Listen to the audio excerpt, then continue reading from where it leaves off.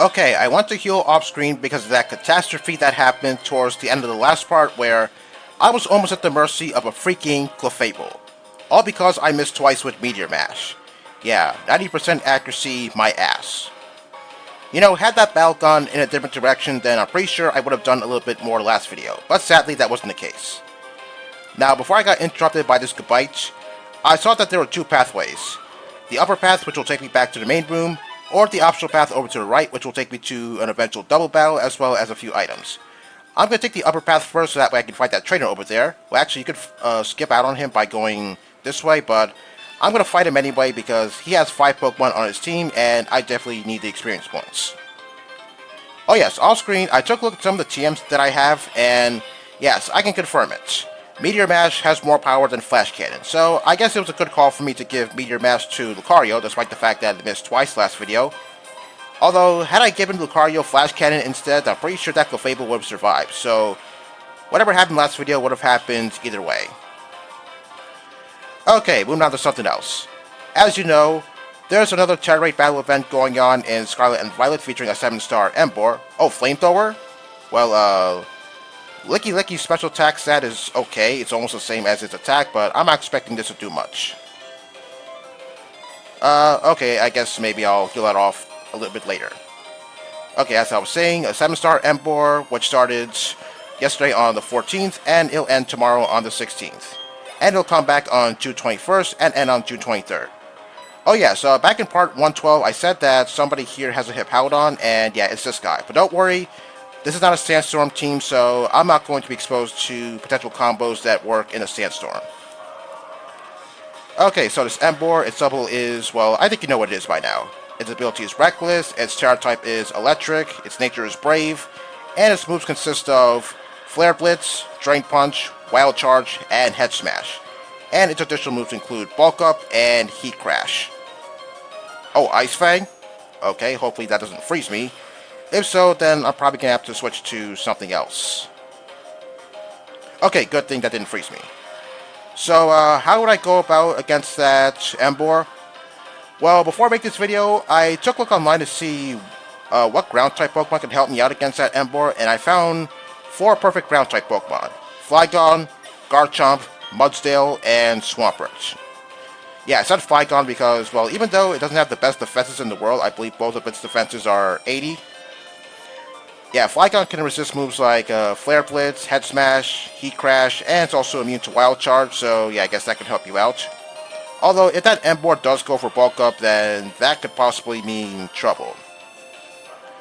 Well, for Heat Crash, well, I'm not really sure if it's going to do a whole lot of damage to Flygon. I mean, I don't quite recall how much pounds Flygon weighs, but for Emboar, I believe it weighs around, like, 330 pounds, I believe. So yeah, I don't think Heat Crash should do that much to Flygon. Of course, if Flygon is not the Pokemon that you want to go with, then you can go with Garchomp, since it has the same typing as Flygon, but we all know that Garchomp hits harder than Flygon. You can give Garchomp moves like, say, Breaking Swipe, Swords Dance, Earthquake, Sandstorm, especially Sandstorm to do residual damage and trigger your Sandville ability as well. But me personally, I guess I would go with Mudsdale, since Mudsdale is pretty bulky, and every time the Emboar would hit Mudsdale, then that would trigger its ability Stamina, which will give me a defense boost. And for the most part, I don't think I'll have to set up, since Mudsdale is really that bulky. Although if I were to attack Emboar with any of Mudsdale's moves, I would use either High Horsepower or Stomping Tantrum. If High Horsepower misses, then I could always use Stomping Tantrum for double the damage. But of course, if you still want to set up using Mudsdale, then I guess you can go with Curse, so that way you could give yourself an attack boost. The speed drop, well, that shouldn't matter that much because Mudsdale is pretty slow anyway. As for Heat Crash, well, you shouldn't have to worry about Heat Crash, since Mudsdale outweighs Emboar by about, I think, like 1,700 pounds or something. Yeah, Mudsdale is really that heavy. I think it's around 2,000 pounds or something. So yeah, you really shouldn't worry about Heat Crash all too much. As for Swampert, well, I'm not really sure what moves I would give to a Swampert. Well, for the most part, I guess I would give it some ground moves, so that way I could score super effective hits on Emboar. Originally, I was going to say go with Vaporeon, but there's a possibility that Wild Charge will do a lot of damage to me. So yeah, I don't think that's a good idea. I mean, Vaporeon did work for me with the last two 7-star Pokemon, so yeah, maybe it would work with Emboar, but then I was thinking, well, maybe not this time. Okay, I fought that trainer now, so I'm going to make my way to the right path so that way I could get those optional items that are in the area, as well as take on that double battle.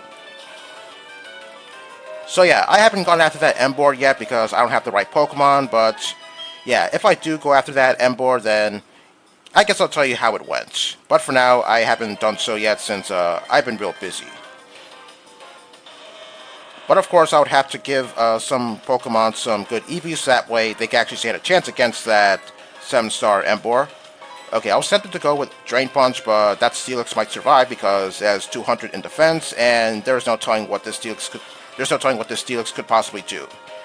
I don't quite recall if Steelix learns Earthquake leveling up because I never really used this thing. If so, then yeah, I guess it was a good call for me to go with Aura Sphere and not Drain Punch. So yeah, for the most part, I guess I would go with either Garchomp or Mudsail. Oh yes, this is the line of bike ramps I was talking about last video, where Wild Pokemon could possibly disrupt my momentum to the point where I'm probably going to have to use some repels. Although I'm not really sure if I am going to tackle that that line of bike ramps in this part. Well, it all depends on if I get done with that double battle with the amount of time that I have. Well, only time will tell whether or not I have enough time to tackle those bike ramps. Of course, there's some more bike ramps that are further ahead, so I'm not really sure if I'm going to tackle that line of bike ramps over here right now. Okay, I'm just going to put Torterra in the lead since I know what these two are going to have, and I'll put Uxie in the second spot so that way I could use Earthquake without hitting Uxie. Years ago, I'm not really sure if I ever went over here. Maybe I have, but yeah, I guess I really wasn't that interested in whatever was over here. I just wanted to get out of Victory Road. But as of this game, yeah, I wouldn't want to skip out all these trainers because they have some pretty interesting Pokemon on their team, and it's definitely worth the experience points. Okay, Whiscash and Ambipom. Alright, I'll use Razor Leaf to hit both of them, and I guess I'll use Psychic on Ambipom. Or not, thanks to Fake Out. Well, okay then, I guess I could score super effective hits on Whiscash, and I'm not really sure how much Razor Leaf is going to do to Ambipom. So yeah, back to that 7-star Emboar. You know something? Before that event was announced, I was actually expecting that Emboar to have Scald as one of its moves. Yes, it can learn that move. Because back in my game of Pokemon White, I was surprised that Emboar was able to learn this move. I mean, a fire Pokemon shooting out boiling water? Yeah, I guess that makes sense. Not really sure how I actually found that out. Let's see. How about Earthquake on everyone, and I'll go with Psychic on Ambipom. Yeah, I knew this Venusaur had Protect, so yeah, I knew that I wasn't going to hit Venusaur with Psychic. Aerial Ace, I'm not really sure if that Ambipom has Technician. If so, then... Oh, wow, that was a critical hit. Yeah, maybe it does have Technician or something. I don't know. If that critical hit didn't happen, then I'm pretty sure Aerial Ace still would have done more damage. Okay, what is the person on the left going to send out now? Oh, Umbreon?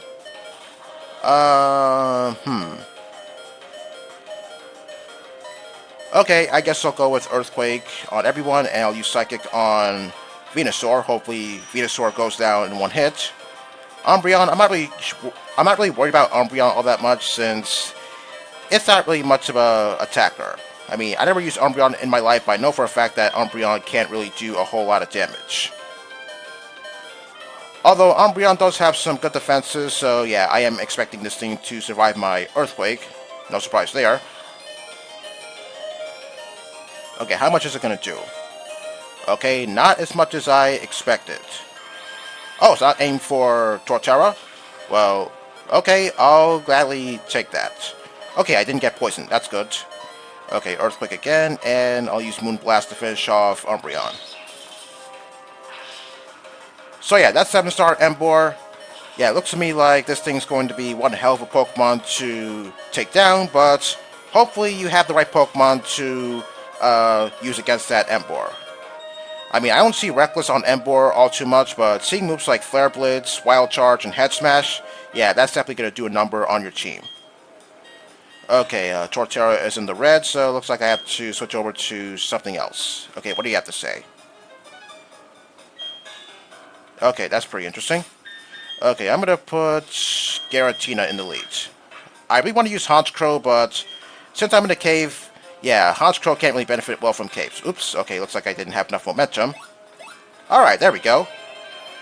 And no wild Pokemon. Well, here's a wild Pokemon right now, but at least it didn't happen while I was trying to ride over those bike ramps. Okay, after I get the item, let's see if I could tackle that line of bike ramps. And if a wild Pokemon does interrupt my momentum, then I'm going to have to use Repel. Okay, can't believe how, well, I'm not really sure about Marowak's physical defense. I never really used that thing. Although I was considering to use Drain Punch on Marowak when I fought it some time ago.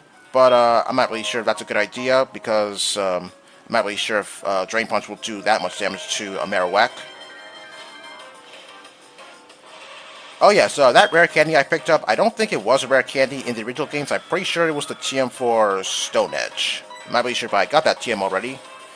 If so, then doesn't matter. But if I don't have it, then whatever, since I don't see myself giving Stone Edge to any of my team members. Okay, let's see if I can try and get over that bike ramp with a low gear. Alright, there we go. Okay, and as for that line of bike ramps, hopefully I could make it to that item that I saw before I got into that double battle. Yeah, I really don't want to have to use repels, but if push comes to shove, then yeah, I'm probably not going to have any choice but to use repels. I mean, I didn't have to use any back at the Wayward Cave, and I didn't have to use any so far, so hopefully it stays that way. It all depends if I can get to those bike ramps, that is. Alright, let's see. Can I get there now? Okay, I'm there, but it looks like I have to fight one more wild Pokemon before I could tackle those bike ramps. I have to say, the wild Pokemon here are kind of unpredictable.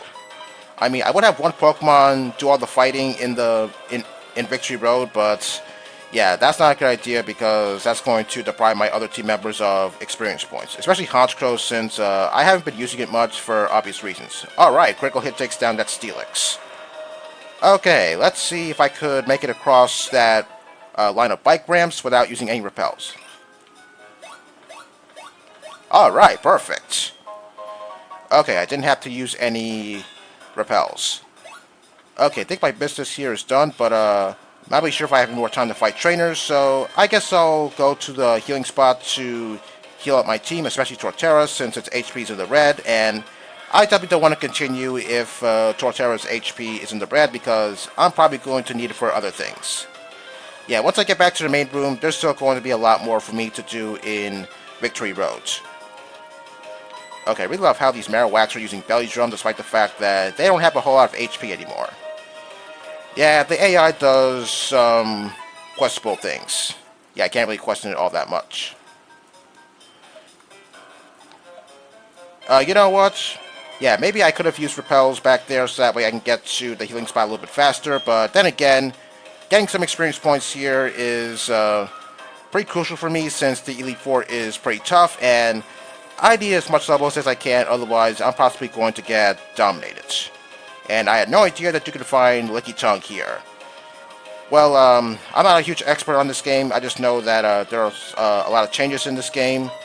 But as for wild Pokemon, well, yeah, I'm not too big about their locations. Okay, am I going to encounter one more wild Pokemon, or am I going to make it to the grinding... No, not the grinding spot, what am I thinking? The healing spot. Okay, perfect. Now, I'm not really sure if I have any more time to fight any more wild Pokemon. We'll see one way or another. Well, it depends on how you run into anything, that is. Okay, well, there's a wild Pokemon, and what is it? Looking at the amount of time I have, I don't think I have enough time to fight this Marowak, so I'm just going to run away from it. Okay, I think I did some pretty good progress so far, but we're still not done with Victory Road, and we're not going to be done with it for quite a while. So join me next time for more of this dungeon.